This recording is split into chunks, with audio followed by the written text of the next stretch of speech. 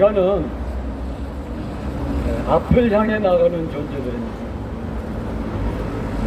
우리는 미래를 향해 나가는 존재들이지 과거를 바라보고 과거로 가는 존재는 아닙니다.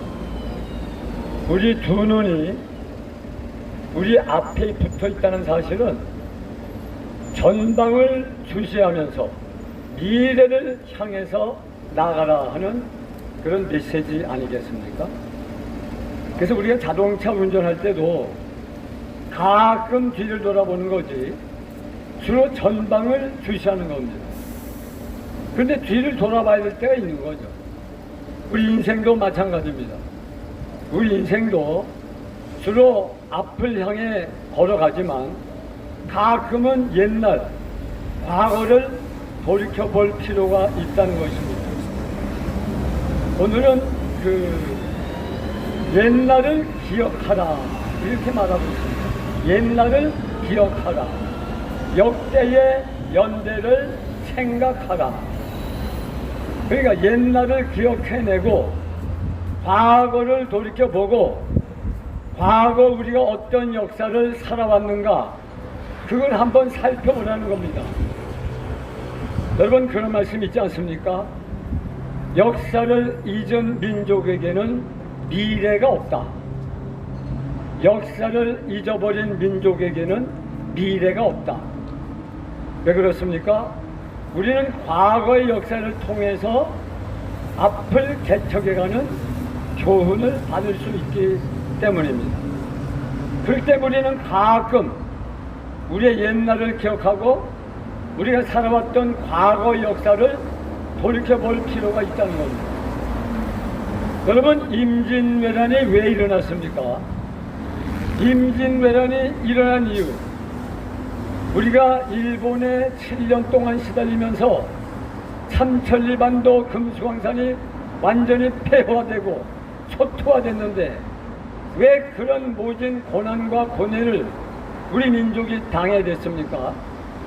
그거는 우리가 그 당시에 우리 조정에서 일본이 쳐들어온다는 그런 얘기를 들으면서도 충분한 대비를 하지 않았기 때문 아니겠습니까?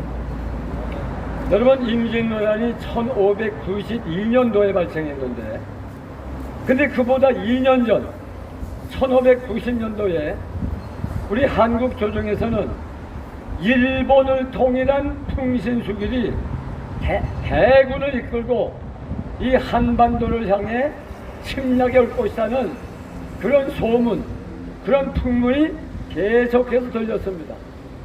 그래서 우리 조정의 선조는 정사와 부사를, 통신사들을 꾸려가지고 2년 전, 임진왜란이 일어나기 2년 전에 일본에 파견을 했습니다. 가서 일본의 정황을 한번 살펴보라는 겁니다. 풍신수길을 만나서 이 풍신수길이라는 사람이 우리 조선을 침략할 가능성이 있는지 한번 살펴보고 오라고 그랬습니다. 그래서 정사 황윤길과 부사 김성일이 여러 명의 통신사절단을 끌고서 임진왜란 일어나기 2년 전인 1590년에 일본을 방문했습니다. 한 1년여 동안 일본을 방문하고 풍신수길도 만나보고 조정의 여러 군사 대신들도 만나보고 일본의 지형도 살피고 돌아왔습니다. 그런데 돌아와서 이 정사와 부사가 조정의 보고한 내용이 하늘과 땅처럼 너무나 달랐습니다. 정사 황윤길은 분명히 풍신수길이 우리 조선을 침략합니다. 그러니까 우리가 만반의 태세를 갖춰야 됩니다. 풍신수길의 눈을 보니까 보통 인물이 아닙니다. 반드시 우리 조선을 공격해 올 겁니다. 그러므로 우리가 전쟁 준비를 완벽하게 갖춰야 됩니다. 이런 보고를 했는데 근데 부사 김성일은 너무나 동떨어진 보고를 했습니다. 폐하, 제가 풍신수길을 만나보니까 키도 작고 눈도 깻잎이 같은 게 이 풍신수길이 우리 조선을 침략할 위인이 못 됩니다. 그러니까 걱정 안 하셔도 됩니다 하면서 전쟁 준비를 하지 않아도 된다고 그렇게 보고를 했습니다. 이 보고를, 상반된 보고를 받은 조정은 이제 갑론을박 의논을 했습니다.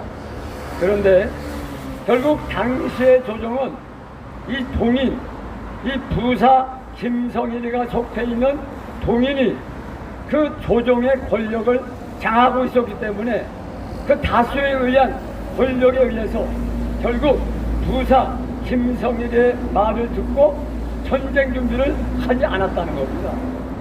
그래가지고 1592년에 대군을 끌고 온 이 풍신수길의 군대에 의해서 7년 동안, 무려 7년 동안 우리 조선 반도와 우리 백성들은 그 일본의 그 침략에 엄청난 고통과 괴로움을 당했던 겁니다.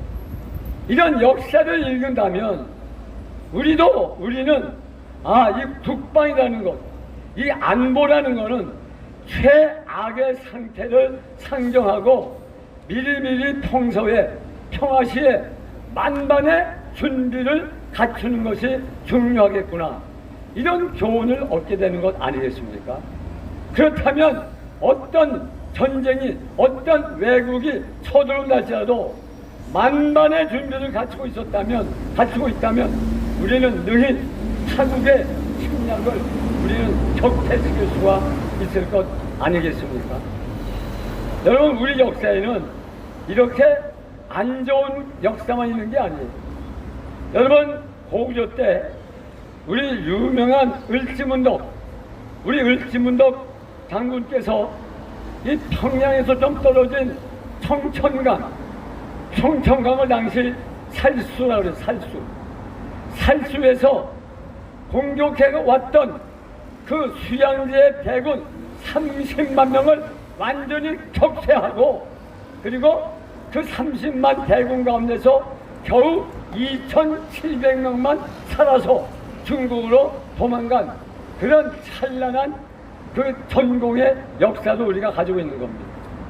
그때 그 을지문덕 장군이 그 구사했던 전략, 그런 역사적인 전승에서 얻은 전략을 오늘 우리가 배울 수 있다면, 우리도 지금 같은 전략을 구사할 수만 있다면 어떤 외적의 침략도 능히 대륙할 수 있을 것이라 생각이 듭니다.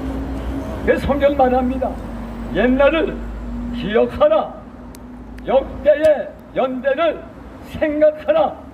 과거의 역사, 과거의 슬픈 역사든 또 실패한 역사든 성공한 역사든 좋은 역사든 기억하면서 과거의 역사를 통해서 오늘의 교훈을 삼으라, 이런 말씀을 하고 있는 겁니다. 과거 역사를 모른다면 어른들에게 물어보라고까지 합니다.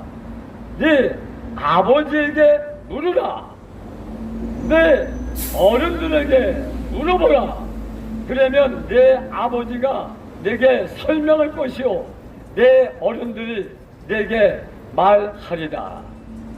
여러분, 어른들의 지혜, 어른들의 그 책략, 우리보다 과거를 살았기 때문에 인생을 산 노하우가 있는 것 아니겠습니까? 어른들이야말로 과거의 역사를 잘 기억할 수 있는 그런 대단한 말씀인 것이죠. 여러분, 이스라엘 백성이 왜 가나안 땅에 들어가서 왜 외국의 침략을 받아가지고 엄청난 고통을 순간순간 당해야 했는데 왜 그런 고통을 당했습니까? 모압 족속이 쳐들어오고, 암몬 족속이 쳐들어오고, 블레셋이 쳐들어오고, 미디안이 쳐들어오고, 왜 외국 군대가 계속 쳐들어와가지고 때로는 18년 동안, 때로는 7년 동안, 때로는 20년 동안, 때로는 40년 동안 왜 외적의 압제와 탄압을 받으며 고통스럽게 살아야 됐느냐? 그거는 그 세대의 이스라엘 백성들이 이스라엘 백성을 구원해 주신 과거의 역사를 잊어버렸기 때문입니다. 여러분, 모세가 살아있고 여호수아가 살고 가나안 출애굽했던 이 세대가 살아있을 때까지는 그들은 제대로 하나님을 섬기며 살았습니다. 그때는 어떤 외적의 침략도 받지 않고 하나님의 약속의 땅 가나안 땅에서 평안하게 복되게 행복하게 살았습니다. 그런데 출애굽 1세대가 세상을 떠나버리고 심지어 출애굽 2세대까지 세상을 떠나버리고 이제는 과거의 이스라엘의 신앙의 역사를 알았던 세대가 다 사라지고 그리고 현재 살고 있는 이스라엘 백성조차도 과거를 잊어버리고 기억도 아니하고 그러다 보니까 하나님을 섬기는 데서 떠나서 눈에 보이는 그 당시의 우상을 섬긴 결과 이스라엘 백성들은 과거를 잃어버린 채 위대한 구원과 위대한 기적을 베풀었던 하나님의 역사를 잊어버리고 그때부터 이스라엘 백성들은 우상에 빠져서 결국 외적의 침략을 받고 고통과 고뇌의 연속을 살아갈 수밖에 없었던 것입니다. 만약에 그 당시에 과거를 조금이라도 기억하고 있었던 어른들이 살아있었다면 과거 위대한 기적과 구원을 베푸셨던 하나님의 위대한 역사를 기억하고 있었던 아버지 세대가 있었다면 그들은 그 아버지 세대로부터 어른들로부터 과거에 휘황찬란했던 하나님의 위대한 기적의 역사를 계속해서 전수받을 수 있었기 때문에 그들은 하나님을 섬기는 데서 떠나지 않을 수 있었고 그러므로 그들은 하나님을 섬기는 가운데서 행복한 삶을 살 수가 있었을 것입니다. 그런데 그 1세대가 떠나고 2세대가 떠나고 과거의 찬란한 신앙의 역사를 가르쳐줄 만한 그런 세대가 다 사라지니까 과거를 잊어버리고 결국 그들은 오늘의 우상 숭배에 빠져서 수많은 민족들의 지배와 탄압 속에 고통을 받을 수 없게 됐다고 하는 사실인 겁니다. 그렇기 때문에 우리는 과거를 늘 과거는 아니지만 늘 그렇진 않지만 가끔 가다가 우리는 과거를 기억하고 역사의 연대를 생각하고 옛날을 회상하면서 오늘을 살아가는 죄와 미래를 개척하는 역사적인 교훈을 받아야 될 줄로 믿습니다. 옛날을 기억하라. 역대의 연대를 생각하라. 내 아비에게 물으라. 그리하면 아비가 내게 설명할 것이요 내 어른들에게 물어보라. 그러면 그들이 내게 과거의 교훈을 말해줄 것이다. 이렇게 과거와 현재와 미래를 잇는 이러한 계층이 중단되지 않고 끊어지지 않고 연결될 때 그 개인과 가정과 단체와 민족과 국가는 계속해서 하나님의 은혜 가운데서 성장하고 발전하고 부흥하게 될 줄로 믿습니다. 과거를 기억하라. 옛날을 기억하라. 역대의 연대를 생각하라. 내 아버지에게 물으라. 그가 내게 설명할 것이요 내 어른들에게 물어보라. 그러면 그들이 내게 가르쳐 줄 것이다. 할렐루야. 과거와 현재와 미래 1세대와 2세대와 지금 세대와 미래 세대 중단 없이 끊임없이 과거의 역사를 기억하고 전수하고 인수해 줄 때 그 민족과 국가는 계속해서 성장하고 발전하게 될 줄로 믿습니다. 여러분, 우리 대한민국을 한번 생각해 볼까요? 대한민국은 1945년 8월 15일 날 해방이 됐습니다. 물론 우리 독립투사들이 상해에서 만주월판에서 중국에서 또 미국에서 또 구라파에서 전 세계에 흩어진 우리 디아스포라 우리 대한민국 백성들이 독립투쟁을 위해서 헌신하고 수고하고 희생한 그 원인도 있지만, 그러나 우리 대한민국 해방과 자유의 결정적인 계기를 제공한 나라는 미국, 바로 미국 아니겠습니까? 여러분, 우리 독립군이, 우리 독립주사들이 일본을 깨뜨리고 일본을 물리치고 일본으로부터 항복을 받아내가지고 해방된 것 아니지 않습니까? 우리는 그분들의 노고와 희생과 헌신과 그 죽음까지도 존중하고 존경하고 보존해야 되겠지만, 그러나 결정적인 자유와 해방의 계기를 마련해준 것은 USA, United States of America, 미국 아니겠냐는 말입니다. 1945년 8월 6일과 9일 히로시마, 나가사키에 떨어진 두 방의 원적 폭탄으로 말미암아서 일본이 미국에게 완전히 항복했습니다. 미국이 일본을 꺾어줬기 때문에 우리 조선은 해방된 것 아니겠습니까? 그러므로 궁극적인 원인, 궁극적인 근본적인 해방의 원인은 미국이야말로 우리에게 그런 해방이라고 하는 선물을 가져다 준 고마운 나라라고 우리는 확실히 믿습니다. 우리는 거기에 대한 감사를 가지고 있어야 되는 겁니다. 자, 그리고 해방이 되고 나서 북한에는 소련 군이 진주에 들어왔고, 이 남한에는 이 미국 군대 7만 7천 명이 진주에 들어왔습니다. 소련은 저 북한에 들어올 때 북한에다가 공산 정부를 세우기 위한 뚜렷한 목표를 가지고 김일성을 통해서 공산 정부를 세웠습니다. 그게 조선인민민주주의 공화국입니다.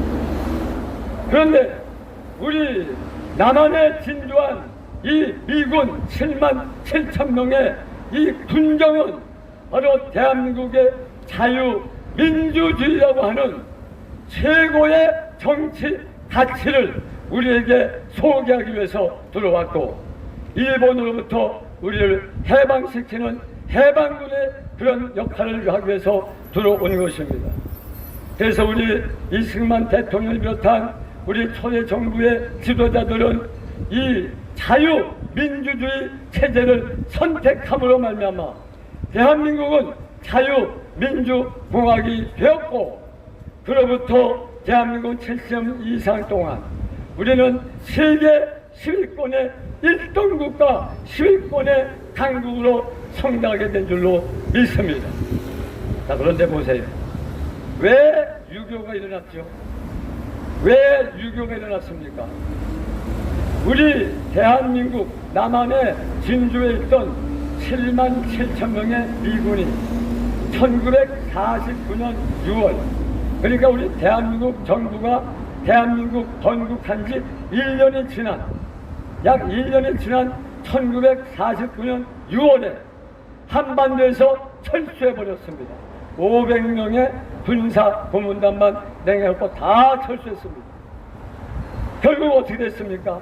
바로 그 다음 해에, 1년 후인 다음 해에 저 북한 공산주의자 김일성의 군대가 소련제 탱크를 앞세우고 이 한반도를 적파시키기 위해서 침략 전쟁을 벌이게 된 것입니다. 그래서 우리는 두 달도 못 돼가지고 저 낙동강 전선까지 쪽지는 그런 어려운 신세가 되고 말았습니다. 자, 그랬던 대한민국이 어떻게 해서 이 6.25 침략 전쟁을 막아내고 성공할 수가 있었습니까? 바로 미군이 다시 한국에 들어왔기 때문에, 미군을 비롯한 16개국의 유엔군이 한국을 위해서 싸워줬기 때문에 우리 대한민국은 6.25의 남침을 막아내고 현 휴전선에서 공산주의자들의 침략을 분쇄하게 된 줄로 믿습니다.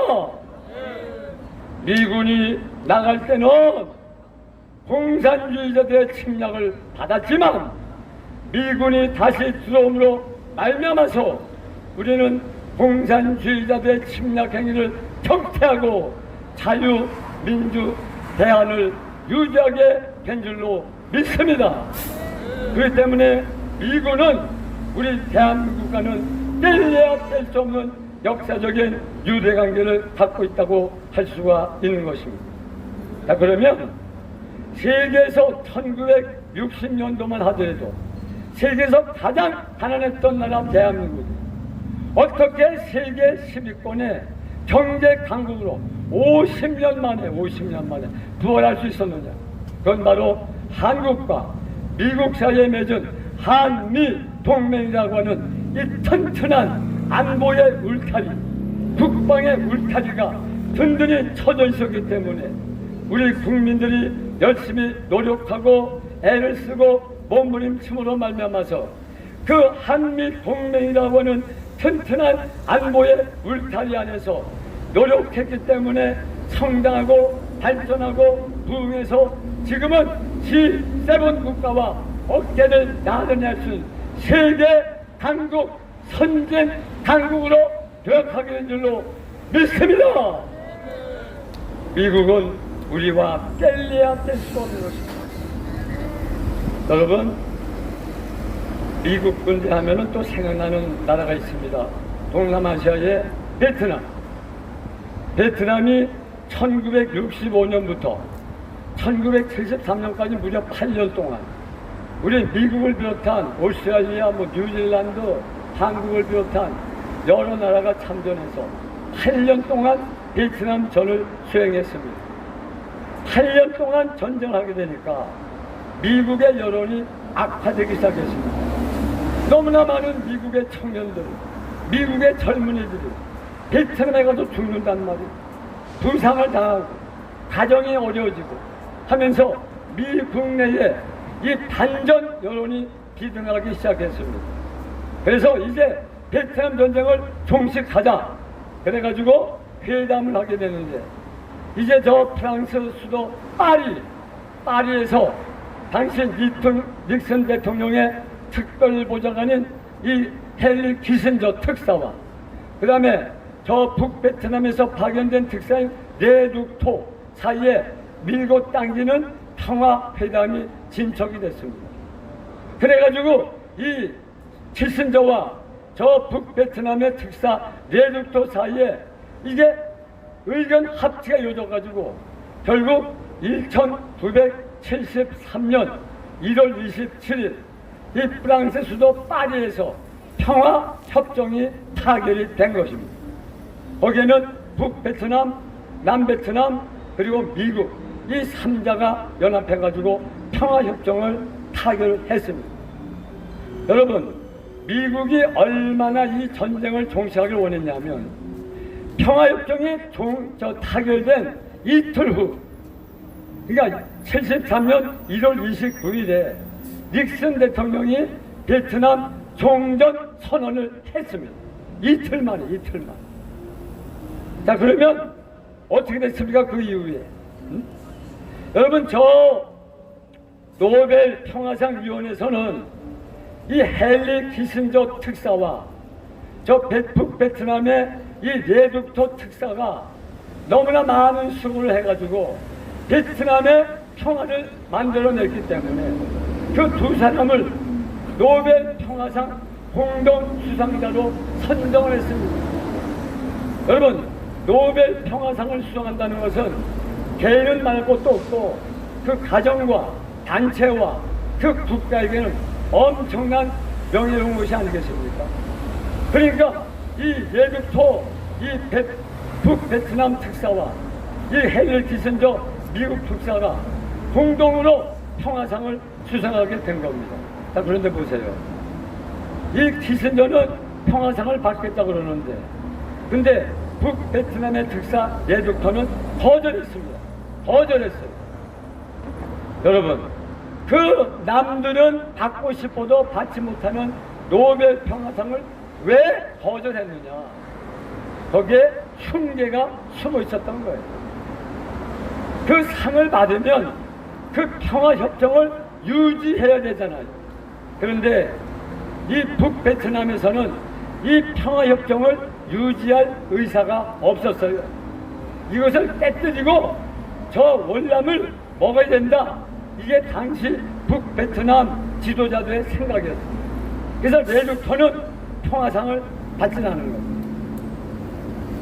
그 다음에 평화협정이 체결된 다음에 1974년 드디어 북베트남은 그 숨겼던 발톱을 드러내기 시작해가지고 이 월남을 향해서 대군이 몰려오기 시작하면서 다시 베트남 전쟁에 불을 붙인 겁니다.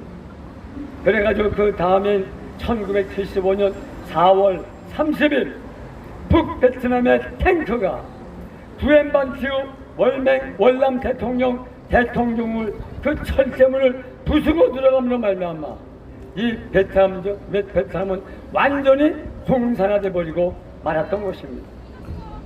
미국이 떠나가 버리니까, 미국이 철수해 버리니까, 미국이 사라지니까 이게 웬 떡이냐 하면서 북베트남이 남베트남을 먹어치우고, 그래서 이 월남반도는 완전히 공산화가 되게 된 겁니다. 미국이 있다는 것과 없다는 것이 이런 차이가 있는 거예요. 나라가 망하기도 하고 나라가 흥하기도 할 수가 있는 거예요. 전쟁에서 지기도 하고 전쟁에서 이기기도 하는 겁니다.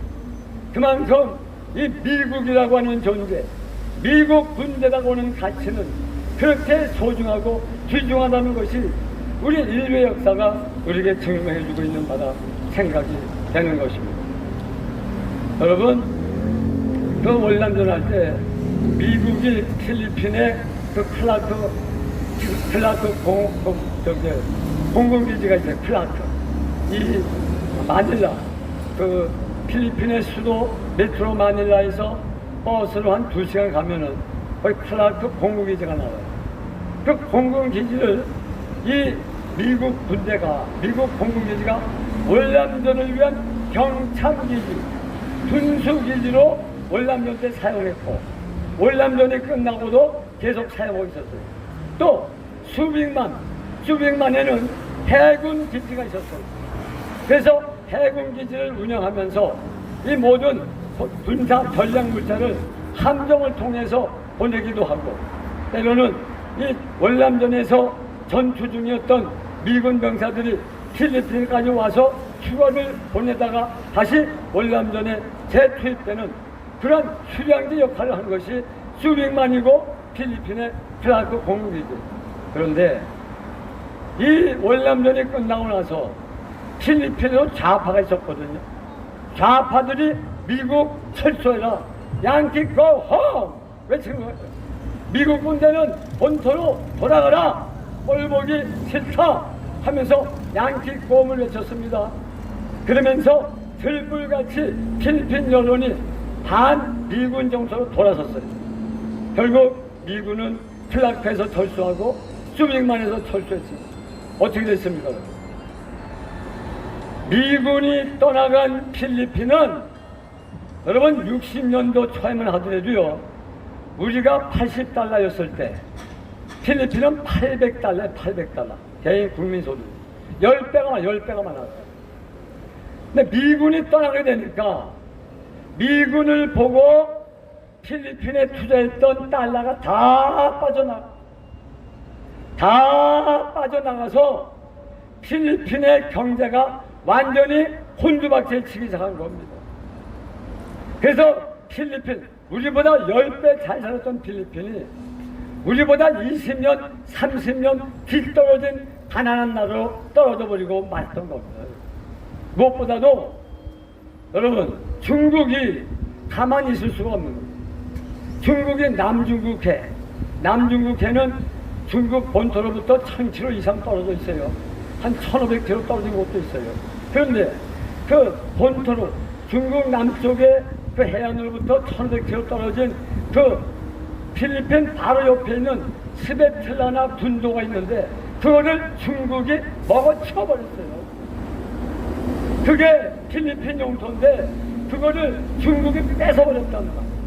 그리고 거기다가 돌멩이 갖다 붓고 그 다음에 흙을 갖다 붓고 시멘트를 갖다 모아가지고 공군기지만 그리고 중국이 집대를 꽂아버렸습니다.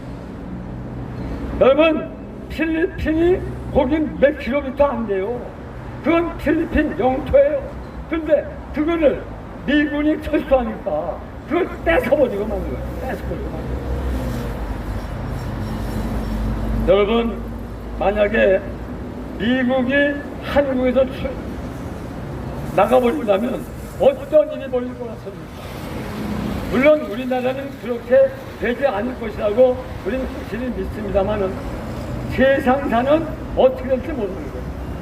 분명히 독도는 항상 일본 땅이라고 우겼던 일본은 이 미국이 우리 한국을 떠나가 버리려면은 일본이 해상 자위대를 통해서 독도를 뺏어버릴지 몰라요.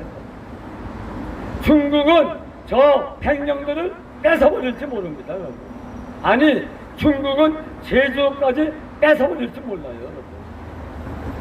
이 세계의 논리라는 거는요, 국제정치는 힘 있는 놈이 왕때요, 왕따. 장땡이 누구냐? 힘이 있는 놈. 여러분, 필리핀의 영토였던 스베틀라나 그 제도, 그것을 중국이 침탈하니까 필리핀이 그 국제사법재판소에다가 제소를 했어요. 찾아달라고. 그래서 네덜란드에 있는 국제사법재판소에서 그 땅은 필리핀 땅이니 필리핀에 돌려줘라 판결이 났어요. 근데 중국이 안 돌려주는 거예요. 내 땅이다, 내 땅. 거기다 중국 군대를, 중국 깃발을 꽂았어요. 이게 중국이 노리는 그런 노림수라는 겁니다. 미국이 필리핀을 보호할 때는 거기는 중국이 끔찍도 못했어. 미국 군대가 있어, 해군이 있어, 공군이 있어. 꼼짝을 못해. 근데 미국이 철수하니까 달러는 다 빠져나가 버리고, 그리고 자기 영토였던 그 섬이 중국 군대, 중국에 뺏겨버리고 말지 않았냐. 미국이 있을 때와 없을 때 차이가 하늘과 땅이라는 겁니다. 여러분, 지금 저 중앙아시아의 아프가니스탄, 네? 여러분 지금 보고 계시죠? 여러분, 아프가니스탄은요 2001년도부터 미국이 개입했어요. 왜 개입했느냐? 2001년 9월 11일 저 뉴욕에 있는 월드 트레이드 센터 쌍둥이들이 알카이다의 비행기 테러 공격을 받아가지고 다 무너져가지고 3,000명 이상이 애꿎은 시민이 죽어버렸어요. 미국의 국방의 상징인 펜타곤도 공격했습니다. 미국의 엄청난 자존심에 상처를 줬습니다. 그래서 그 알카이다의 그 테러를 일으킨 오사마 빈 라덴, 이 사람은 원래 아프가니스탄 사람이 아니에요. 원래 사우디아라비아 리야드에서 태어난 사람이에요. 사우디 사람. 근데 알카이다를 만들어 가지고, 그래서 세계에서 가장 최악의 테러를 범하고 만 겁니다. 그 오사마 빈 라덴이 어디에 숨어 있었느냐? 아프가니스탄의 당시 정부가 탈레반 정부예요. 탈레반 정부가 이 오사마 빈 라덴을 은닉시키고 있었어요. 내놔라. 안 내놓는 거예요.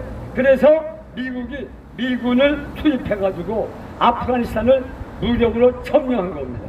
탈레반을 쫓아냈습니다. 그리고 오사마 빈 라덴을 추적해 들어갔습니다. 10년 동안 잡지 못해.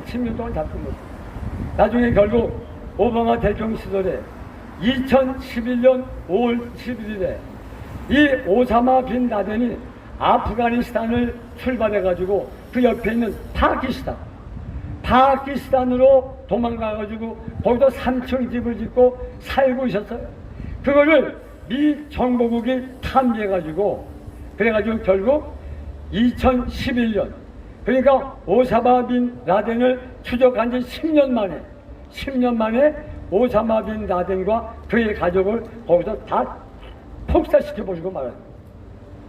그래서 아프가니스탄 전쟁이 그래서 일어난 겁니다. 그러면 2011년도에 오사마 빈 라덴이 죽었으면 그러면 미군이 철수해야 될 거 아닙니까? 근데 국제 여론이 너무 악화돼 있어. 만약에 지금 미군이 철수하면 다시 탈레반이 쳐들어와가지고, 이 탈레반은 굉장히 포악한, 아주 악한 정권이거든요. 여성을 알기는 물건 취급하는 정권이에요. 네? 그럼 부룩하다고 하는 그 눈에 망사를 쓴 망토를 여자들 전체에 입혀가지고 여자의 인권은 조금도 생각 안 하는 아주 악질적인 정권이 탈레반 정권이에요. 만약에 미군이 2011년도에 오사마 빈 라덴을 체포했다고, 죽였다고 해가지고 지금 철군해버리면 탈레반에 의해서 아프가니스탄 백성들이 초죽음된다. 너무 무책임하다. 그러니까 지금 철군해서 안 된다. 그 국제 여론 때문에 못 나오셨던 거거든요. 그러다가 바이든 정부에 들어와가지고 이제는 철군해야 된다.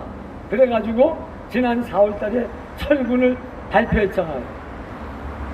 그럴 때 바이든 정부는 아마 이 탈레반이 공격해 들어와도 한 6달 내지 한 1년은 더 여유가 있을 것이다 했는데 6달 아니라 2달 만에 카불을 접수하는데 성공하지 않았습니다.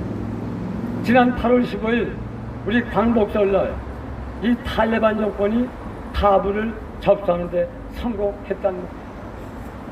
여러분, 이 미군이 떠나가니까 이렇게 옛날 정권이 악한 정권이 또 들어오는, 이런 역사를 우리는 보고 배워야 된다는 겁니다. 그렇다면 여러분, 과거 대한민국의 그 앞제 36년 동안 일제 앞서서 해방시켰던 미국, 우리 대한민국을 위해서 자유민주주의를 수립할 수 있는, 자유민주주의 국가를 수립할 수 있는 계기를 마련해준 미국, 김일성의 공사나 침략에서 대한민국을 구출해준 미국, 한미 안보 동맹을 통해서 대한민국을 세계 강국으로 만들어준 미국, 그 미국이 대한민국에서 철수하면 어떤 일이 발생할 것이냐. 우리는 안보 문제는 최악의 상황을 생각하고 준비하고 예비하는 것이 중요한 겁니다. 1590년도에 이 조선의 선조임금이 지금 풍신수길이가 침략에 온다, 2년 있으면 침략에 온다, 최악의 상황을 상정하고 전쟁을 준비했더라면 그러한 전쟁의 참화를 피할 수 있었던 겁니다. 우리는 아프가니스탄과 다르기 때문에 우리는 괜찮을 거야. 우리는 필리핀과 다르기 때문에 괜찮을 거야. 우리는 월남과 다르기 때문에 괜찮을 거야. 절대로 그렇게 생각하면 안 돼. 안보 문제만큼은 최악의 상태, 최악의 상태. 다시 말해서 미군이 철수하게 되면 월남이 될 수도 모르고 아프간이 될 수도, 카사탄이 될 수도 모르고 그 다음에 저 필리핀이 될 수도 모른다는 그런 최악의 상태까지도 상정하고 준비하고 예비해야 국민의 생명과 재산을 지킬 수 있고 국민의 안전을 담보하게 될 줄로 믿습니다. 그렇기 때문에 우리는 한미동맹 앞으로 더 강화해야 될 줄로 믿습니다. 우리는 미국에 대해서 늘 감사하고 고마운 마음을 가져야 될 것입니다. 미국은 지금까지는 한미동맹에 대한 확신을 갖고 있습니다. 주한 미군의 숫자를 절대로 줄이지 않겠다고 이번에 또 확약을 했습니다. 그러나 어떻게 될지 몰라요. 그러니까 우리는 최악의 상황을 상정하고 한미동맹을 더 강화하는 것만이 우리 대한민국의 국민들의 생명과 안전과 재산을 보장하는 방법이 된 줄로 믿습니다. 물론 우리 대한민국은 우리 손으로 지켜야죠. 그죠? 우리가 자주 자립 북방 해야죠. 그러나 아직은 아니라고.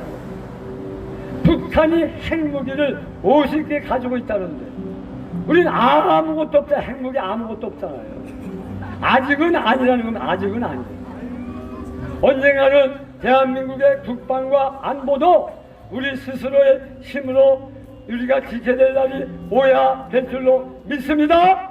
그러나 아직은 한미동맹을 강화해서 대한민국의 안전과 국민의 생명을 보장하고 담보하는 이 기가 막힌 노력이 계속할 때만이 대한민국은 앞으로 계속해서 성장하고 부흥하고 발전해서 꼴찌였던 나라가 10등이었다면, 꼴찌였던 대한민국이 10등이었다면 앞으로 한미 동맹이 더 강화되고 우리가 좋은 정부 만나서 더 열심히 노력하면 7등도 되고 5등도 되고 4등도 되고 2등도 돼서 한미와 G1, G2 나란히 세계를 이끌어 가다가 언젠가 미국이 우리한테 G1 국가의 바톤을 넘겨줄 때, 그때 비로소 대한민국이 G1 국가로 세계를 이끌어가는 1등 국가 박수 코리아의 시대가 와야 될 줄로 믿습니다. 할렐루야. 하나님 아버지 감사합니다. 오늘도 400일처럼 모여 하나님 앞에 나라와 민족과 국가와 세계를 위해 지독케 하시니 감사합니다. 우리 대한민국이 지금 이렇게 수많은 고난과 고통과 고뇌의 격동의 순간을 겪어가고 있지만 언젠간 이 고난이 끝나면 하나님은 우리 대한민국을 세계 1등 국가로 만들어 주실 것이라고 하는 비전을 가지고 기도하오니 하나님 우리 대한민국을 살려 주옵소서, 불쌍히 여겨 주옵소서. 이제는 G10의 범위를 넘어서 G7, G5, G2, G1 국가로 가서 세계를 이끌어가는 박스 코리안의 시대가 오게 하여 주시옵소서. 내년 3월 9일 대선을 기억하시고 지금 보수 야권을 아우르는 경쟁력 있는 1등 후보가 나타나게 하여 주옵소서. 그가 세운 정책이 국민들의 전폭적인 선택을 받게 하여 주시옵소서. 무너져가던 대한민국을 일으켜 세우고 정치와 경제와 사회와 문화와 안보와 원전과 각계각층을 다시 일깨워 세우는 1등 후보가 대통령으로 당선이 됨으로 말미암아 대한민국을 인류국가로 만들어갈 수 있는 그런 후보가 나타나게 하여 주옵시고, 내년 3월 10일 이곳에서 우리는 덩실덩실 축제의 춤을 추게 하여 주시옵소서. 유튜브를 통해서 함께 기도하는 성도들에게도 은혜를 베풀어 주시고, 이 신앙을 우리 전 세계에 또 홍보하는 우리 유튜브님들에게도 은혜를 베풀어 주시고, 함께 동참한 지도동지들에게도 은혜를 베풀어 주시옵소서. 오늘도 귀한 예물 드렸사오니 예물을 주께서 받아주시고 하늘의 문을 여시고 복의 복을 더하여 주시옵시고, 우리들의 육신 병든 육신 고쳐주시고 병든 영혼 고쳐 주시옵소서. 깨끗게 하여 주시옵소서. 완치되게 하여 주시옵소서. 더욱더 건강하게 하여 주시옵소서. 이제는 우리 주 예수 그리스도의 은혜와 하나님의 사랑과 성령의 교통하심이 오늘 이제 참석한 모든 동지들 위해와 우리 사랑하는 유튜브를 통해서 기도하는 신앙의 동지들 위해, 그리고 우리 조국 대한민국과 5천만 국민과 2,500만 등록 동포들과 800만 해외 동포들 72억 506대에 살고 있는 전 인류 가운데 이제로부터 영원토록 함께 하시기를 간절히 축원하옵나이다. 아멘.